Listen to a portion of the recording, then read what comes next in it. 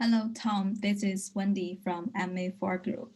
This part, I will introduce the leadership personal reflection of the whole class. So next part, I will introduce the outline of my whole structure. So I will start my presentation from three main parts. The first one is introduction. I will generally to give the details about what is the leadership from my own understanding and also the importance of leadership. At my main body part, I will give the personal analysis towards my SWOT analysis, and I will also give my personal leadership vision statement to you. And for the conclusion part, I will get some key learning outcome from the whole class and try to reflect on the learning process.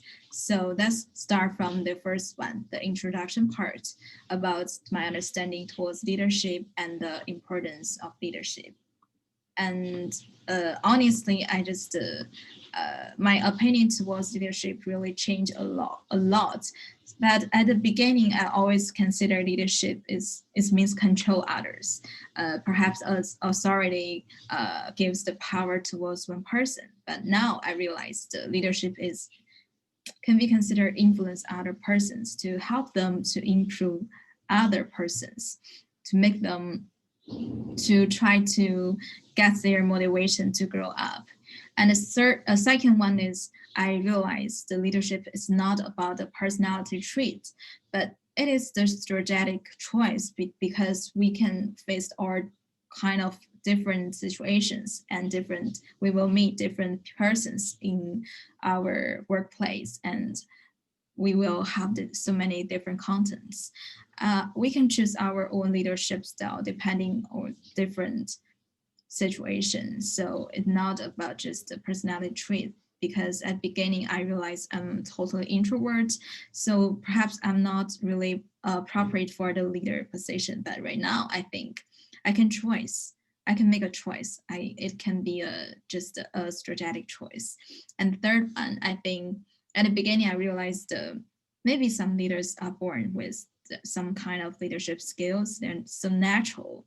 But for now, I realize the leadership can be practiced and improved. Maybe when we realize the importance of the leadership, we can try our best to practice in our daily life and also in our teamwork group. So practice really helpful to improve our leadership style for now. And the last one, I think at the beginning, I just think the leadership just can exist in the top management level, but not in some daily situation. But right now, I think leadership can be found anywhere, maybe just in our daily life. Maybe in our small family, we can also develop our leadership.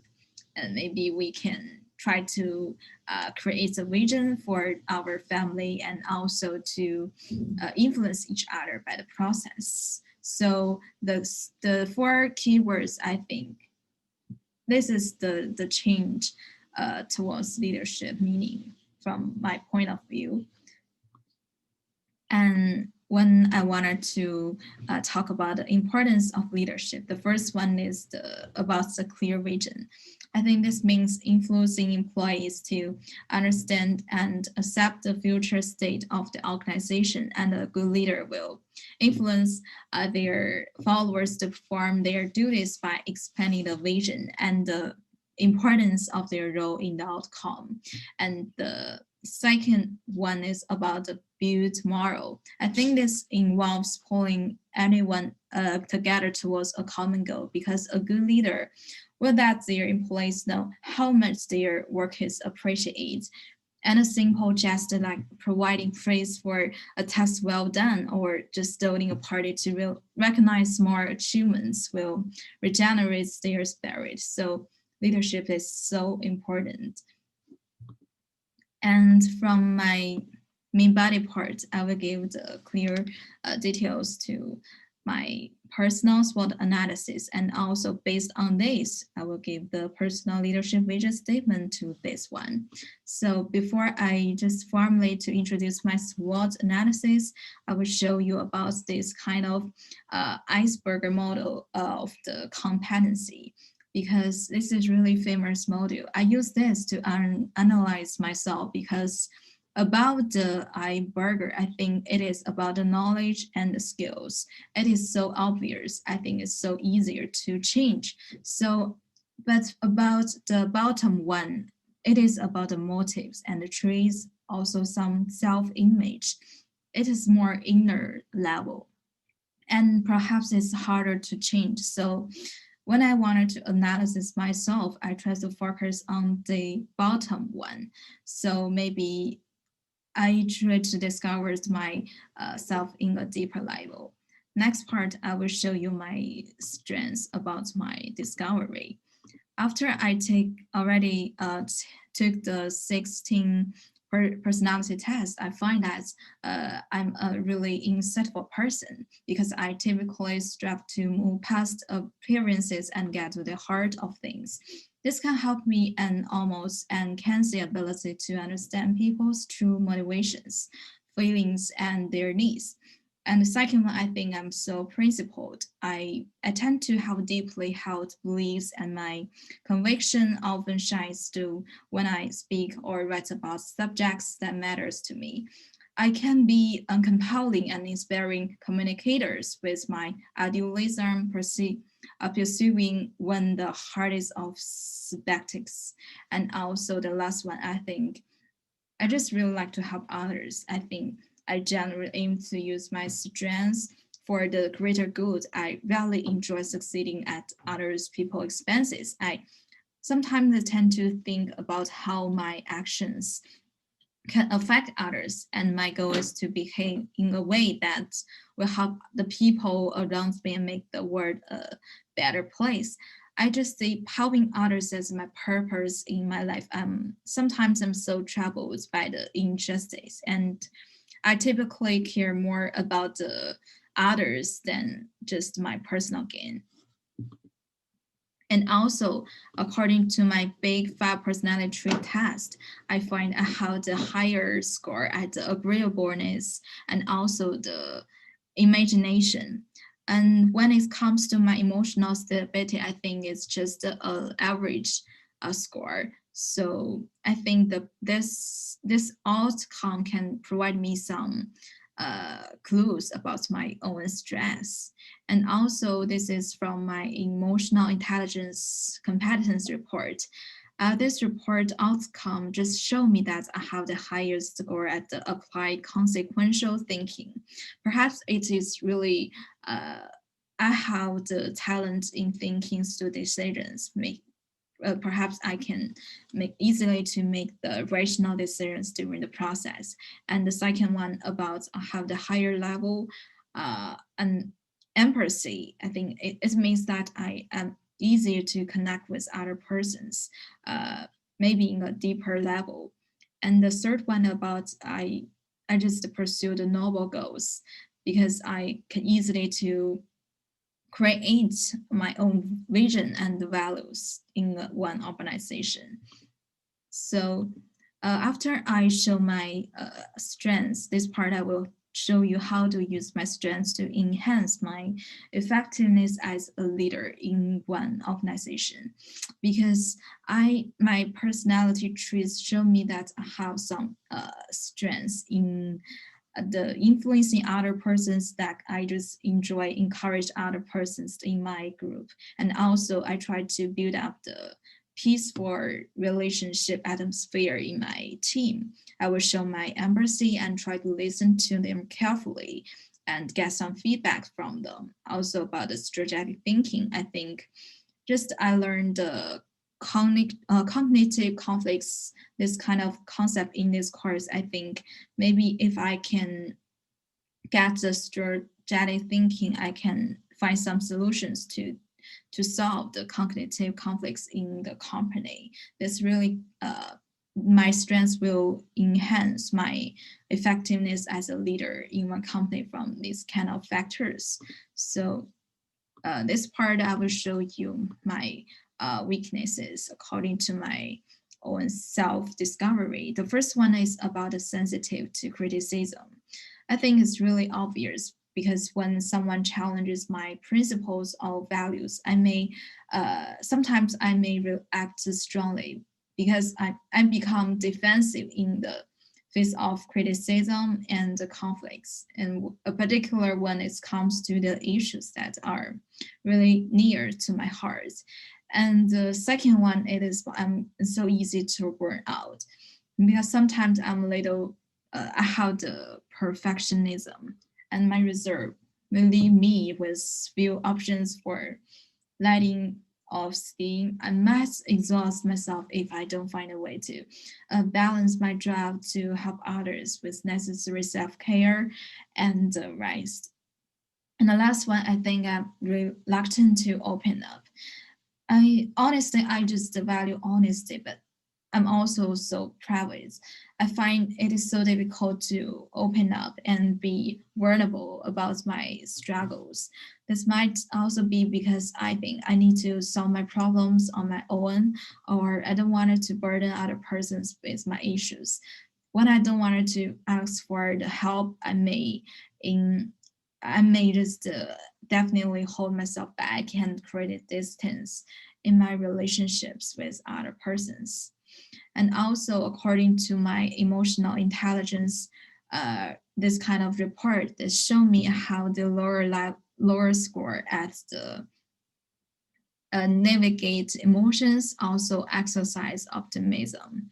So how can I to develop my weaknesses is my thing to consider. So I set up some program for myself. The first one is daily stress and challenge practice. I think I'm a little bit I just wanted to try to heighten my attention in times of my stress and challenges. Maybe I will build up the reflection time into my daily routine, maybe just a few minutes to hours 3 times per day. And for example, as I drink coffee or work back from the lunch, I will maintain a curious perspective by noticing my passion without judging. Then I will identify my thoughts, feelings, and actions. Then I will ask myself, how am I reacting this? Is that a typical reaction for me? So I think this kind of practice can really help me to increase my ability to overcome the stress and the challenge. And for the second one, I just think I need to grow in navigating emotions competency because I think I need to assess, harness, and transform the emotions as the strategic resource. It is the mindset change. And then I need to work to value and appreciate emotions. Emotions are present to help me, I think. So I just consider, can I see them as allies, as the supporter? And I think it is so particularly difficult with challenging or unpleasant feelings. I will ask myself, how is this troublesome feeling trying to help me? And can I find there someone feelings I try to avoid and cover up or ignore because it's not really helpful for me. And at some level, I just perceive them as overwhelming and scary because but when I become more comfortable reading the message behind them, I can come to see them as the allies, and just accepting, even honoring my own feelings is a key step to I think it's really helpful for my personal growth. And also for the third one, how to exercise optimism to develop my weaknesses here. I think I try to see problems as temporary and isolated. So when I facing my own challenges, I will consider a middle ground approach called realistic optimism. I think this means acknowledging the seriousness of the problems and identifying that I can still make choices and take actions to improve the situation here. And when it comes to the opportunities and the stress, I think it's all about the outside environment. I think I need to focus more on something I can see. So the first one opportunity, I mean the mentors, because I have the strength to easily connect with other persons. I will try my best to seize the opportunity to find my mentors in the workplace and try to establish the long-term and the high-quality relationship with them. And for the second one, I think the opportunity I can seize is the internet connection with the world, because there are so many knowledge and skills I need to learn and to enhance in the workplace. There are so many online courses and certifications doing in the internet. So I need to take full use of this kind of resource to help me to improve. And also about the self-discovery tours, because uh, I'm really curious about the psychology. So many self-discovery tours can help me to discover myself better. Then I will, based on this, to know the bottom line of my motives and traits of my own personality and my leadership style. So next part is about the stress surrounding me. I think I want to mention is the changeable workplace, but because there's a changeable age, changeable world. And the only thing I can do is try to increase my competency and to consider how to make me become the irreplaceable person in the workplace.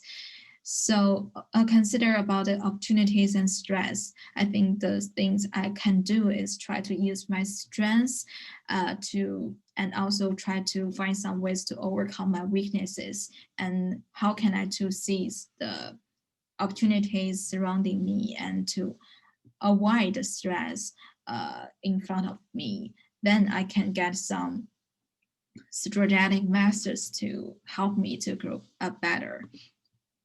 And this part, I will show you clearly about my vision statement about my leadership. Because as a leader, I really dislike wielding my power. So I prefer to see those who work under me as equals rather than manage my subordinates. I often prefer to empower them to think and act independently. I work hard to encourage them not to crack the whip. And that's not to say that I have low standards.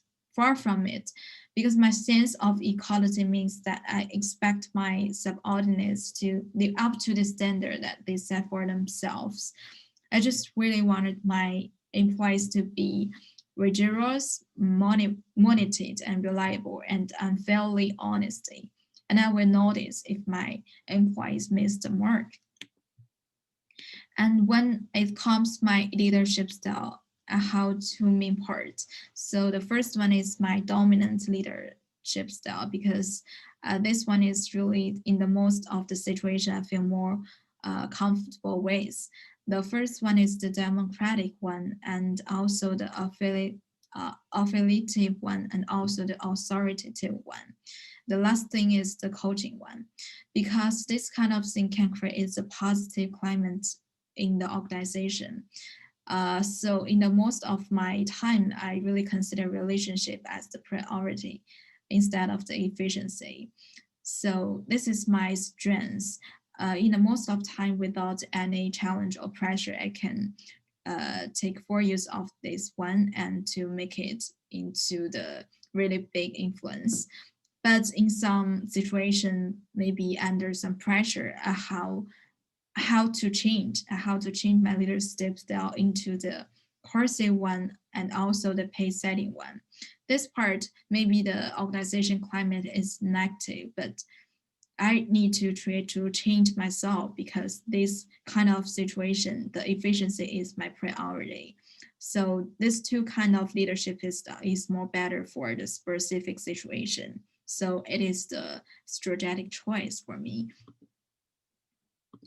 And when it comes to this one, I just really wanted to use the Maslow's hierarchy of needs to analyze my leadership style, because as a leader, I prefer to focus more on my employees' esteem needs, to give them the trust and try to respect them. Also about their self-actualization needs, I just need to give them autonomy to let them do something they want to do, and give them more opportunity to fully achieve their potentials, and including so many creative activity, and not just the focus on the safety needs and some basic needs. So this is kind of my leadership style.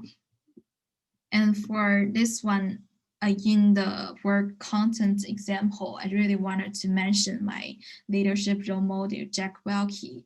I think the two keywords he really gave me uh, a lot of thinking towards leadership. The first one is the vision part. I think he just told us the leaders can not only see the vision, but just let their employees to live and embrace them. It means this not just constantly talk about the vision, but just tries to reinforce it with some rewards, uh, which may be in form of a salary and bonus or significant recognition of some sort. So I think he just tried to put the vision into more specifics one. I think really helpful for me. So in my leadership practice, I will try to learn from him and try to put the vision into a more specific one. And the second one, it is about the self-confidence. I think Jack Welke always tried to upgrade the team, and he tried to seize every small opportunity to evaluate its coach and build the self-confidence of every team member in the team.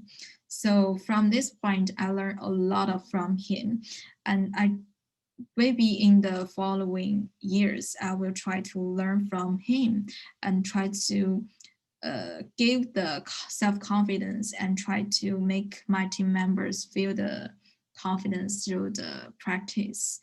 And so next part, I will discuss my career aspirations here. Also, just as my role model, Jack Welke, said, before you become a leader, success is just all about growing yourself. But after you become a leader, success is about growing others. Because at the beginning, maybe at most of my time, I cannot be a leader. But my career development objective in 2 years is just become the human resource assistant in hotel industry. When before I become leader, I try my best to enhance my followership skills, also the mentorship skills, because I really value the organization's cultures and values. Uh, I focus on whether it's really match me or not. But when I find I cannot find the really appropriate supervisor or the organization cultures, I will try my best to increase my followership skills and try to find the matters in the workplace to help me, because it can always depending on the strategic choice. Oh, and the second one, I need to focus on how to increase my leadership skills in the workplace, because my strength is I am really good at listening, and I can show my empathy to consider other person's feelings. And I think the humble is really the good quality for me. So in the workplace, I have the two main parts I really wanted to increase in this part. And in order to achieve my uh, career objectives, I do a lot of research about this position, about the job description on the all-night occupational website. I think here are a lot of leadership skill I need to improve in 2 years, because you can see from the first part, it is the active listening and also the about the coordination and the judgment, also the decision making. And then it is the critical thinking. And all these skills I just need to increase in the next 2 years. And also when it comes to the work style, I also do some research about this specific position, and I think this kind of position focus more on the cooperation and self-control, persistent, also the social oriented, and leadership is also important in this position. So I have my own direction, and I need to work on it to continuously to work on this. As for the work value, I think why I choose this kind of objective as my goal. I think just as the research outside show me that the human resources tends to focus more on the relationship, and it means how can we corresponding the needs and more values and social service. Also, I need to provide my support with a big just between different employees. This kind of things really consider my strengths, my weaknesses, also my opportunity how to avoid the stress of me. Here is all my research results. So in the conclusion part, I think I wanted to mention I use some introspective analytical tools to analyze myself, such as the Iberger model of competency and macro Maslow hierarchy of needs to show what kind of needs I will focus to my employees. And also I take the 16 personality test and Big Five, this kind of test to analyze my own personal traits about my strengths and the weaknesses.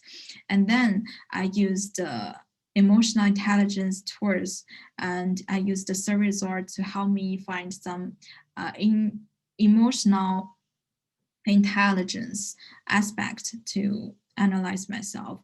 And the last one, it is the all-night occasional website. I do a lot of research to based on this to how can I link the SWOT analysis, also the version statement, how can I link it together towards my career development layer. And in the conclusion part, I think I just wanted to summarize my findings so the whole semesters, because I learned a lot of concept during the process of learning. Firstly, about the leadership style, I learned a lot of from the PowerPoint or the online course about the transformational and transactional leadership style. And I think there's a lot of ideas I can see from the concept, because I just want to be the transformational leadership style. And next part, it is about the psychological safety. Also, you just mentioned the emotion intelligence, also the empathy part. I just think try to link it into the Maslow hierarchy of needs, this level, because I do more research on this, because I need to focus more on the employees' psychological layer, not just focus on their superficial one, because we give them the trust, the respect, not only just use some salary and bonus to give them the motivation. And the third one, it is about the cognitive and affective conflicts. I think it's really obvious happens in most of the situation, but after I learn about this, I can find some way to how to avoid the cognitive conflicts in my team, also in my family. I think I can use some strategic thinking way to solve this kind of problem. As when it comes about the affective conflicts, I think I need to focus more on the emotional level. And the next one is the information and goal asymmetry problems. I think it's more focused about the communication part. How can we use more efficient communicate tools or ways to help the inner communication be better? And the last two one is the SWOT analysis and the personal leadership vision statement. Based on this, I think I can have a clear understanding about myself, also about what kind of leader I really wanted to be and how can I be to be the leader in the 2 years future, and how to combine all of these into my uh, career career development objectives. So here is all my reference list. Thank you for your listening.